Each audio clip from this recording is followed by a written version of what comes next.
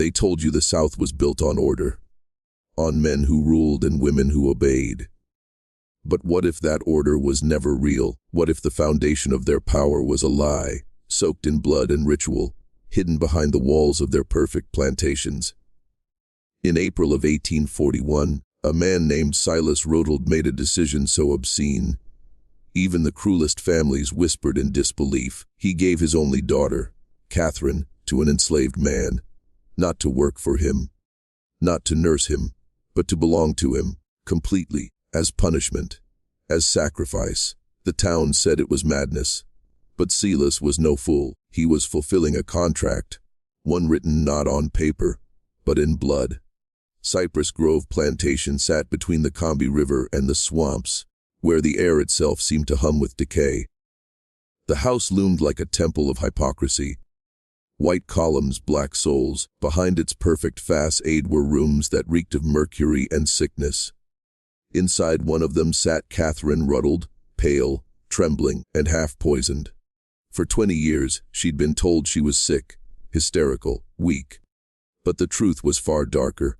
Her father had been drugging her to erase her memory of something she wasn't supposed to see.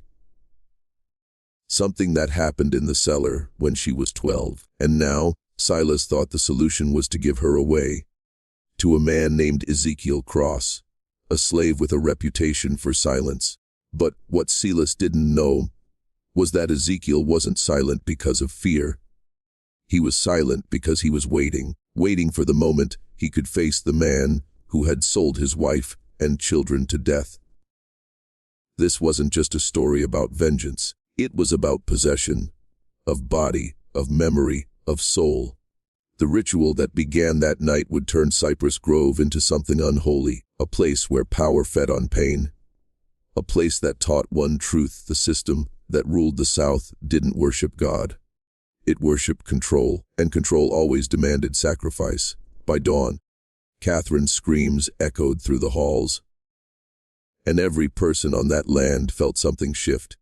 The old order had begun to rot from within. When Ezekiel Cross stepped off the wagon that spring morning, the world itself seemed to hold its breath. The air shimmered with heat, thick as molasses, the kind that made time move slower, a perfect disguise for evil. He stood tall, unchained, silent, his eyes fixed on the man who once sold his family like broken tools. Silas Rodold didn't recognize him, not really. Men like Silas never looked long enough into the faces of the people they destroyed. But Ezekiel remembered everything. The sound of his daughter crying as she was torn from his arms, the iron smell of blood in the auction yard, the way the sky went black as his wife's body was carried away. Those memories weren't wounds. They were blueprints. He had come to Cypress Grove for one reason: not to serve, but to dismantle. To peel apart the illusion of righteousness that hid the filth beneath Southern gentility. He knew the secret brotherhood that ruled these men, the brethren of the harvest. They spoke of faith and order, but what they worshipped was decay. They believed pain strengthened the land. They believed sacrifice kept their crops alive, and they used their own children, their own bloodlines, to feed that system when money or morality failed. That was why Catherine mattered. She wasn't a patient. She was an offering, a vessel to pay her father's debt to the brethren. The transfer of her ownership wasn't humiliation, it was ritual. The girl was meant to be broken body and mind, beneath the authority of someone born beneath her. It was supposed to reaffirm the lie that white power could never crumble. But Ezekiel saw something Silas didn't. He saw that Catherine's madness wasn't madness at all. It was memory, poison buried, drugged into silence. Beneath the trembling and confusion lived a truth she had tried to speak when she was 12. A truth the brethren had burned into her soul the night she saw what they did beneath that house. Ezekiel's purpose shifted that day. It wasn't just revenge anymore. It was revelation. He would make her remember, not out of pity, but because memory is the only thing that destroys power. The first time Catherine saw Ezekiel, she flinched, not from fear, but from the strange familiarity in his stillness. He didn't bow like the others. He didn't look away. His eyes, dark and unwavering, carried a calm that unsettled her more than any cruelty ever could. For years, every man who entered her room came with commands: swallow this, sign here, be still. But Ezekiel only stood by the window and said nothing. The silence pressed against her like a question she couldn't answer. "Why are you here?" she demanded, her voice trembling between defiance and exhaustion. "To help you remember," he said simply. That answer struck her like a blow. No one had ever said those words before. Not the doctors, not the priests, not her father. Especially not her father. They all told her to forget, to rest, to pray. But Ezekiel's voice was different, calm, inevitable, as if he already knew the storm that lived behind her eyes. For 3 days, he said little. He changed her medicine, forced her to eat real food, dragged open the curtains that had sealed her off from daylight. She screamed. She fought. She begged him to bring back the drugs that kept her numb. But he refused. And in the dark hours of the 4th night, something inside her broke, not from pain, but from release. The shaking stopped. The fog in her mind thinned. She woke gasping, her nightgown drenched in sweat, eyes wide with a clarity she hadn't felt since childhood. She saw the ceiling, the room, the flicker of a candle by her bed. Then, the memory, the cellar, the chanting. 13 men standing in a circle, their faces masked, their hands red. A body laid upon a table carved with symbols. The smell of iron and smoke, her father's voice speaking the words she still heard in her dreams. To feed the land, the blood must not be wasted. Catherine screamed again, but this time it wasn't madness. It was truth tearing through sedation. Ezekiel didn't comfort her. He simply said, "Now you see." That night, the storm began, not outside, but within her, the kind that doesn't end in rain, but in revelation. The next morning, the plantation felt wrong, as if the air itself had shifted. The workers moved slower, glancing toward the big house with unease. They could hear her screams echoing from the upper floor, then silence, then low murmurs that sounded like prayers. Even the animals sensed it. Horses refused to approach the stables. Dogs barked through the night and wouldn't eat. Something unseen was unraveling. Inside, Catherine sat by the window, wrapped in a gray shawl. Her eyes were sharp now, no longer clouded by the poisons that had once controlled her. Ezekiel brought her water, but she didn't touch it. She was looking beyond the trees, toward the swamp, as if something out there had finally begun whispering her name. "I remember it all," she said quietly. "The cellar." The smell, the words. Her voice shook, but not from fear, from rage. "They thought a child would forget. That I could be buried under laudanum and shame." Ezekiel didn't answer. He knew this was the moment where memory becomes weapon. She turned to him slowly. "You know what they did, don't you? The brethren, the rituals, the blood they feed into the soil." He met her eyes. "I've seen the signs. I've heard the chants carried on the wind in Virginia. The same lies dressed as faith." She laughed bitterly. Lies that built this entire world. Her hands clenched in her lap. "They said the land demanded sacrifice, that crops only grow when innocence is broken. They offered bodies to the fields like prayers." "Who did they sacrifice?" Ezekiel asked. Catherine stared at the floor.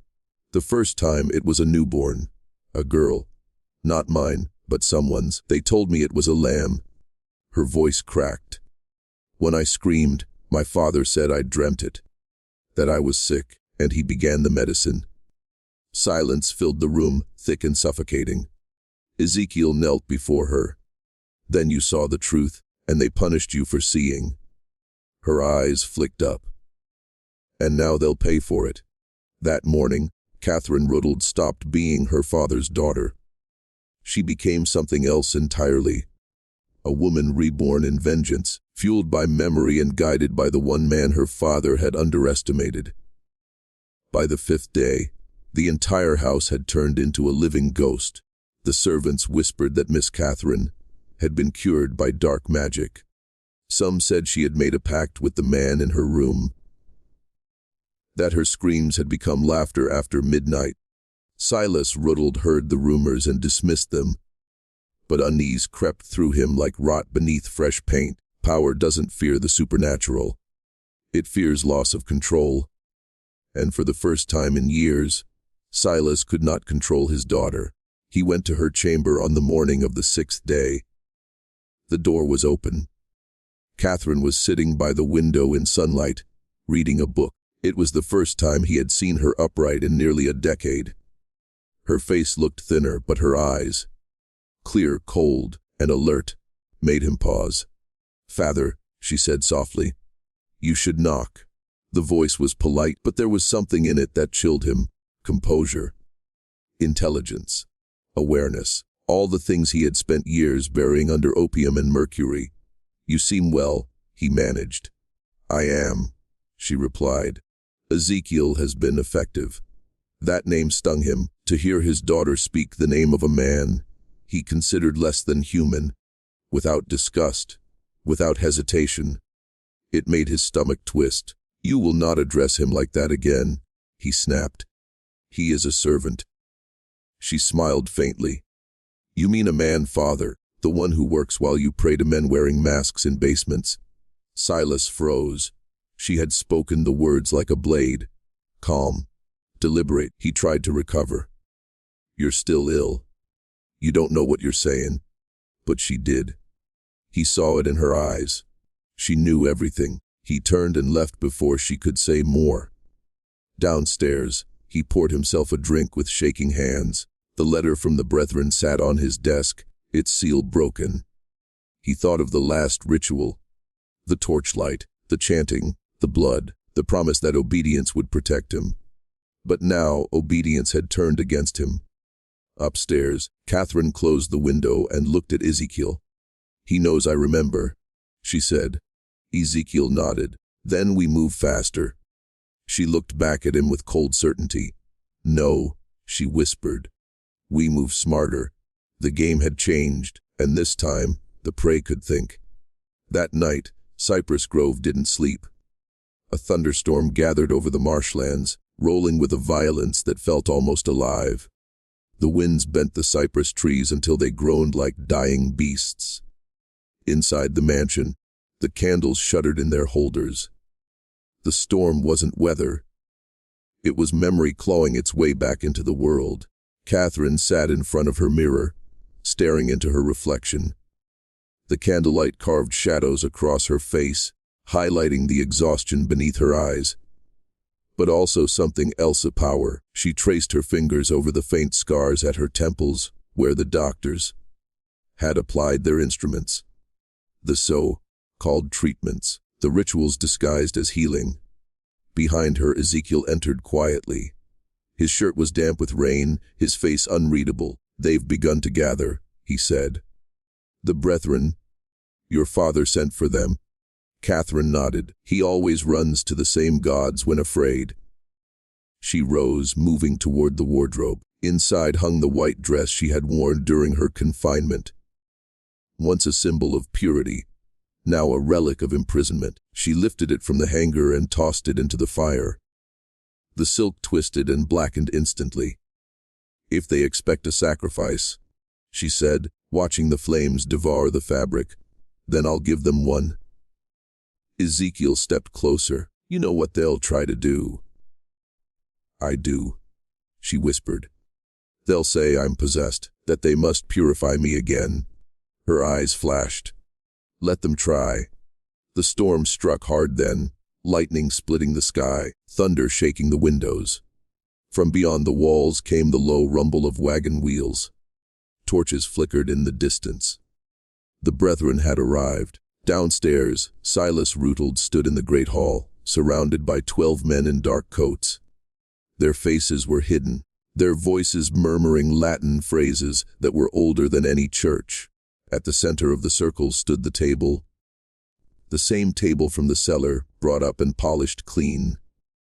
When the door opened, Catherine stepped in barefoot, her nightdress clinging to her like a shroud. The room fell silent. Even the thunder seemed to pause. "You called for your lamb," she said coldly, meeting her father's eyes. But this time, the lamb learned how to bite. Ezekiel followed her in, silent, unmoving.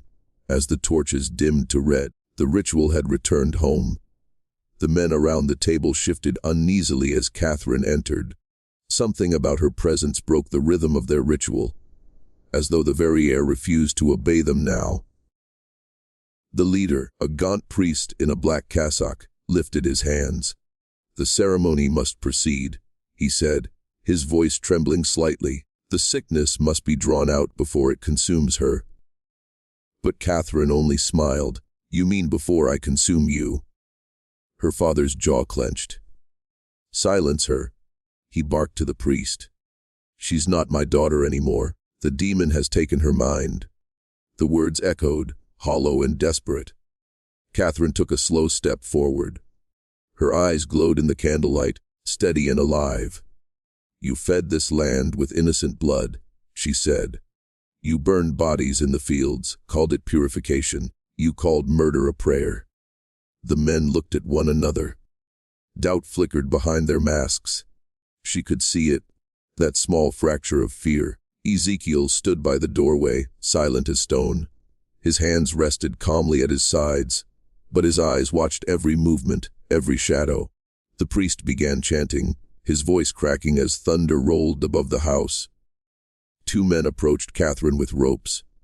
She didn't resist. She let them come close, then whispered, "Do you feel it?" One of the men hesitated. The air grew heavy, humming faintly, like something vast and ancient awakening beneath the floorboards.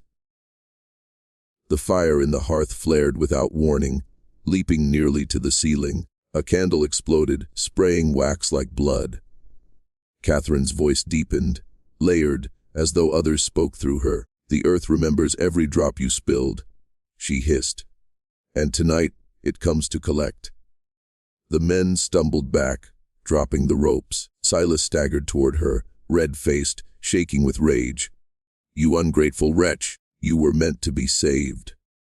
She turned her gaze to him, and in that instant, he saw her not as his daughter, but as every soul he had ever silenced. The whispering of the storm grew louder, transforming into voices. Hundreds of them, crying, laughing, chanting in unison. Ezekiel finally spoke. "They are here." And then the floor cracked. From beneath the boards rose the smell of wet soil and decay. And something else, something alive, as if the plantation itself had come to bear witness. The floor split open with a sound like thunder underwater. Dust and splinters filled the air as the old wood buckled beneath their feet. The torches flickered violently, their light turning the men's masks into hollow skulls. From the crack in the floor came a pulse. Slow, rhythmic, almost like a heartbeat. The priest fell to his knees, shouting the sacred words. But they sounded small now, powerless against whatever ancient rhythm was rising from the earth. Catherine stood unmoving, her eyes wide open, watching the floor breathe. The soil beneath Cypress Grove had been fed for generations, watered with pain, worshipped through ritual. Now it answered. Silas staggered backward, his face drained of all color. "What have you done?" he whispered. Catherine didn't move. "Nothing," she said softly. "I've simply stopped pretending it isn't alive."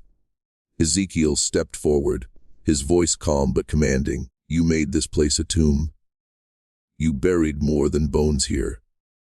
The floor split wider, and from within the gap came the faint shapes of bones, roots, and fragments of cloth. Tiny skeletal hands tangled in the vines reached upward, clutching for air. A dozen voices murmured from the depths. Not in horror, but in recognition. The priest screamed and dropped his cross. "The ground is cursed." "No," Catherine said. "It's awake." The men bolted for the doors, but Ezekiel barred their way. His expression was cold, almost mournful. "There is no leaving until the truth finishes its work." Lightning struck the roof, splitting one of the great beams. Fire burst across the curtains. Silas fell to his knees, clutching the edge of the broken table, the same table that had held countless victims. He looked up at his daughter through the smoke and said, "I did it for our name." Catherine's face twisted, part grief, part fury. "Then your name dies here with you." The wind howled through shattered glass as she stepped toward him. The whispers grew louder. Children's voices now, whispering her name, thanking her. She could feel their breath on her skin, cold and electric. Ezekiel's eyes reflected the flames. "It's begun," he said quietly.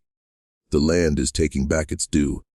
And with a sudden, violent shudder, the floor gave way completely, dragging the table, the priest, and 3 of the masked men into the dark, hungry earth below. The screams vanished almost instantly, swallowed by the earth. Only the roaring storm remained, thundering like judgment from above. Flames crawled up the drapes, turning the walls of Cypress Grove into a theater of shadows. Catherine stood amid the chaos, her white gown soaked in ash and blood, her eyes locked on the hole where the brethren had disappeared. The ground trembled beneath her, breathing like something reborn. Ezekiel reached for her arm. "It's done," he said. "Let it close." But she shook her head slowly. "Not yet." Her voice was steady, low, almost reverent. "It's not done until he answers." Silas Rould still knelt on the floor, his fine coat torn, his face streaked with soot and sweat. The power that had once made him a god in this place was gone. He looked like a frightened old man. "Catherine," he rasped, "listen to me. This isn't you. The demon's inside you. You're my child." She cut him off with a whisper. "I was your offering." Silas froze. The storm's light flickered through the broken windows, illuminating the truth in her eyes. The child who had been strapped to the table, the blood he had called holy. His mouth opened, but no sound came. Ezekiel's voice filled the silence. "You fed her to the earth. Now the earth wants you." The ground beneath Silas began to crack. The boards buckled under his knees. He clawed for balance, terror flooding his face. "Catherine, please," he screamed, reaching toward her. "Help me!" For a long, breathless moment, she did nothing. Then she knelt before him, inches away, and whispered, "I forgive the man you pretended to be, but I'll never forgive the God you tried to become." The earth erupted beneath him. Silas fell screaming into the darkness, his hands outstretched, vanishing like smoke. The hole sealed behind him with a deep, final sigh. The trembling stopped. The fire dimmed. The storm outside began to fade into rain. Catherine stood motionless, her hair tangled, her body trembling not with fear, but with release. The house was silent again, too silent. Only the faint drip of rain through the shattered ceiling remained. Ezekiel looked at her. "It's over," he said. She turned toward him, her voice a whisper of wind. "No," she said. "It's only beginning. The land remembers Ezekiel. And now so do I." The rain washed through the shattered roof, hissing as it met the dying flames. Smoke hung in the air like breath from a sleeping giant. Cypress Grove, once the proud heart of the Rothschild Empire, now groaned like a wounded animal. Walls sagged, portraits bled soot, and the marble floor, once gleaming, was veined with cracks like black lightning.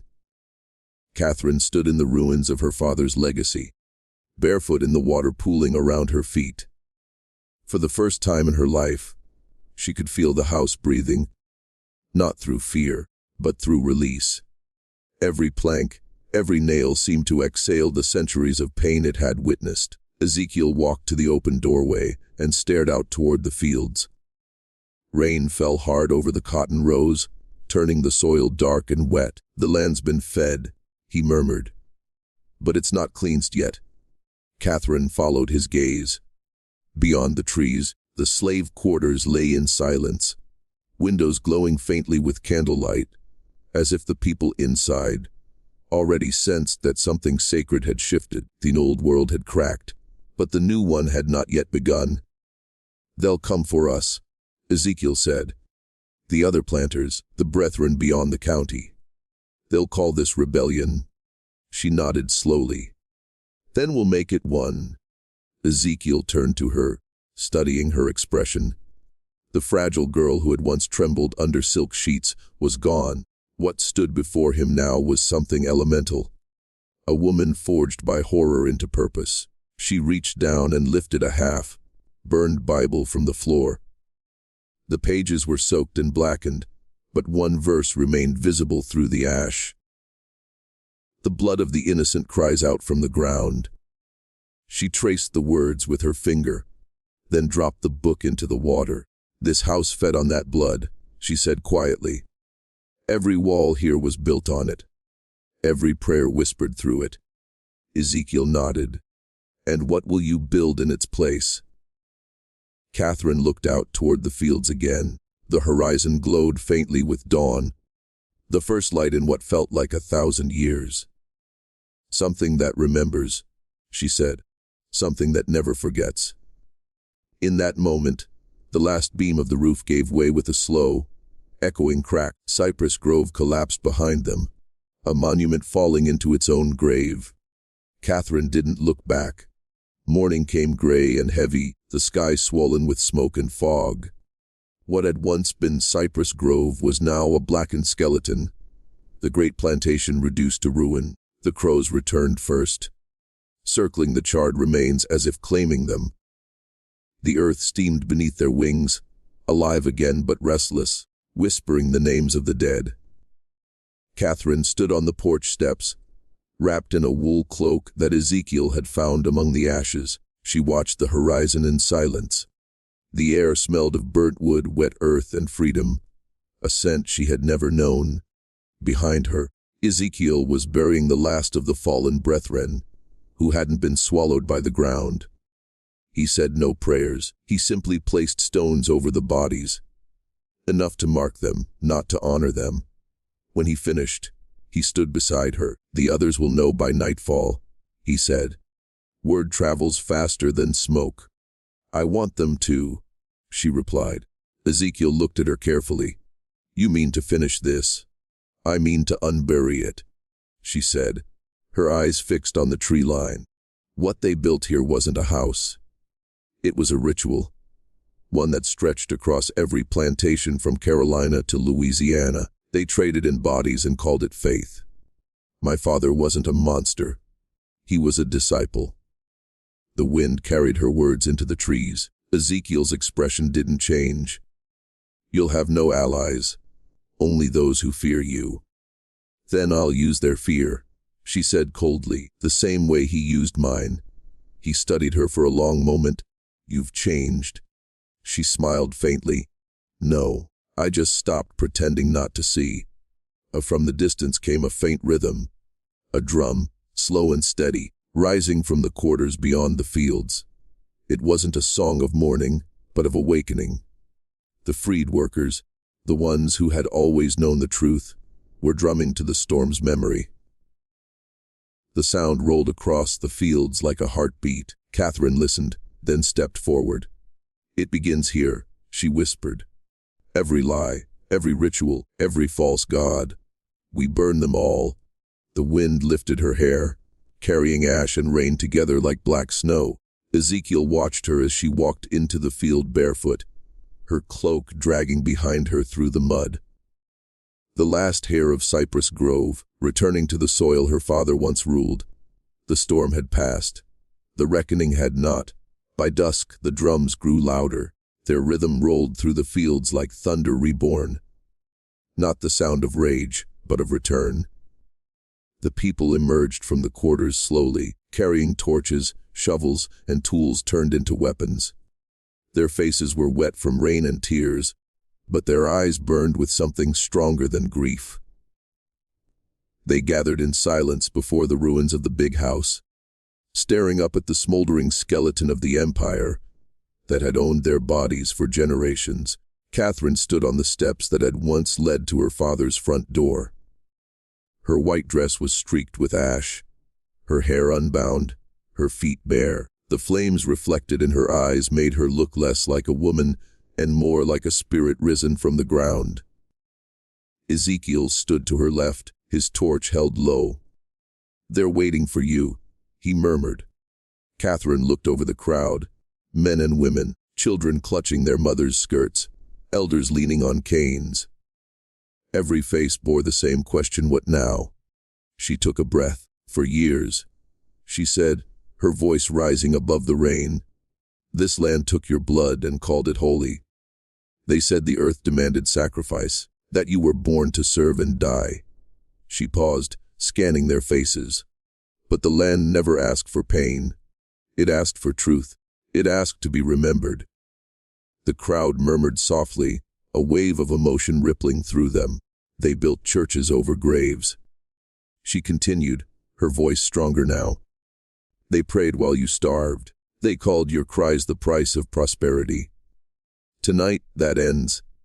Ezekiel stepped forward, thrusting his torch into the wet earth. The fire hissed, then caught, bright and fierce. One by one, the others followed. Dozens of torches plunged into the ground, forming a burning circle around the ruins.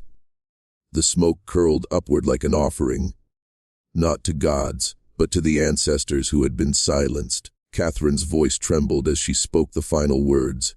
"This land belongs to no man. Not to my father. Not to the brethren. It belongs to those who endured it." The flames rose higher, illuminating the wreckage behind her, the last shadow of the old world collapsing into light. Ezekiel turned toward her. "You've buried him," he said quietly. Catherine nodded. "Now we bury his history." And as night swallowed the plantation, the drums kept beating, steady, alive, eternal. Night deepened across the Carolina marshes, and the flames of Cypress Grove burned like a beacon to the world beyond. The storm had cleared, leaving the air thick with smoke and memory. The ground was warm underfoot. Still trembling, still alive. Catherine stood at the center of the circle of fire, her silhouette flickering in the orange glow, the crowds chanting rising around her in slow, rhythmic waves. She looked out at the people, no longer slaves, no longer property. They were witnesses, survivors, keepers of the land's new covenant. The firelight turned their faces into masks of strength and sorrow. The drums quickened. Ezekiel stepped beside her, his voice quiet. "It's begun," he said. Catherine nodded. No more silence. She walked forward, toward the largest of the oaks standing near the ruins. An ancient tree, whose roots had been watered with too much blood. Her father had once called it the giver, claiming it protected the crops. But she knew now what had really fed it. She pressed her palm against its bark. It pulsed beneath her touch, warm, almost breathing. "This is where they buried them," she said. Ezekiel didn't ask who, he already knew. The drumming slowed, the crowd fell silent, and together they watched as Catherine drew a dagger from beneath her cloak. The blade shimmered in the firelight. A relic from her father's study, engraved with the brethren symbol. Slowly, she turned it downward and drove it into the earth at the base of the oak. The ground sighed, a long exhalation that seemed to come from the roots themselves. The torches flickered, the fire hissed, and the whispers rose again, not angry now, but peaceful. It sounded like the wind carrying 1,000 voices home. Catherine's eyes filled with tears. "Rest," she whispered. "All of you." Ezekiel lowered his head. Around them, the others began to kneel. Not in worship, but in remembrance. It wasn't a ritual of blood this time, but of reclamation. The curse that had once enslaved them was dissolving, grain by grain, into the soil.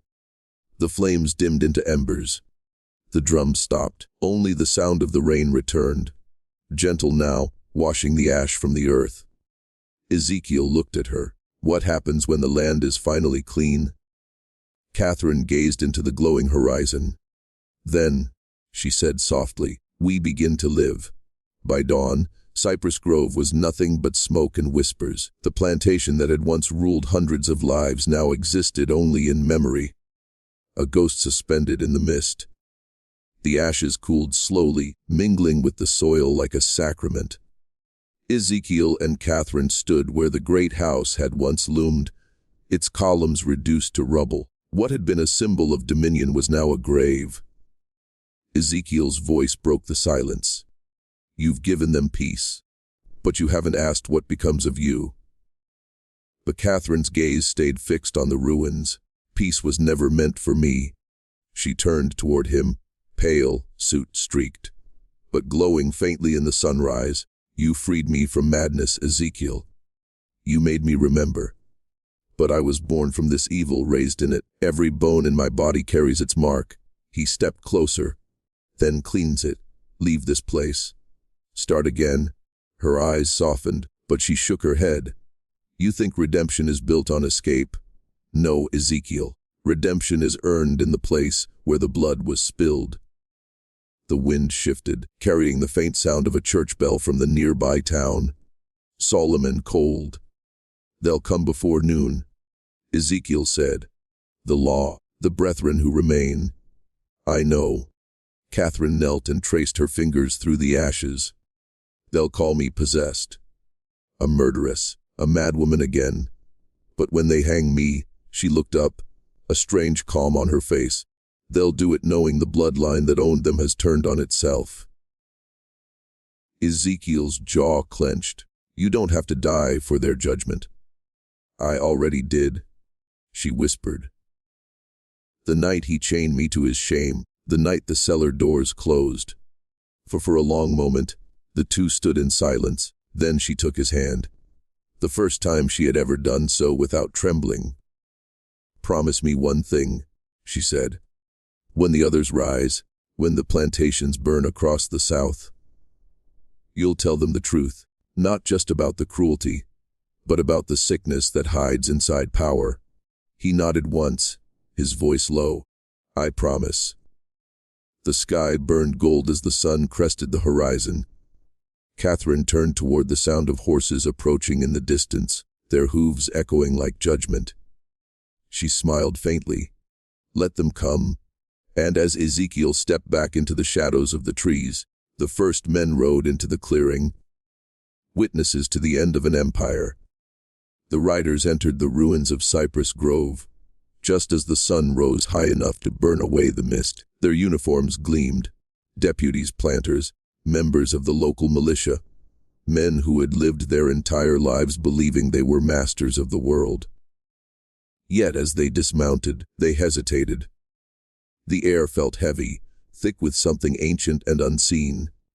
Catherine stood at the center of the wreckage, her white gown streaked with ash, her hair loose around her shoulders. She didn't run, didn't plead, didn't flinch. Her calm unsettled them more than any act of defiance. The oldest of the men, Judge Palum, finally stepped forward. His face was gray with shock as he looked around the burned estate. "What happened here?" he demanded. Catherine smiled faintly. "The harvest came early." The men glanced at each other. One crossed himself. Another whispered that the place smelled of sulfur and death, but Catherine's voice cut through them all, sharp and steady. "You built this empire with chains and fear. You called yourselves the chosen, men of God, men of reason. But you were worshipping rot." Palum pointed a trembling hand at her. "You confess to this destruction, to the murder of your father." "I confess," she said, "to setting the truth free." The words rippled through them like thunder. A few of the men stepped back, their bravado cracking, because behind her, in the smoke, figures began to emerge. The freed men and women of Cypress Grove. Not armed, not shouting, but standing in silence. 100 eyes fixed on the men who had once held their lives in their hands. Ezekiel stood at their head, his posture regal, his gaze unwavering. Palum turned white. "You'll hang for this," he stammered. Catherine took one slow step forward. "You've hung enough souls. Now it's your turn to answer to them." For a heartbeat, no one breathed. The wind shifted, and with it came a sound like distant thunder. Not from the sky, but from the ground itself. The earth trembled underfoot, the ruins groaned, and the oak by the old cellar cracked open at its base.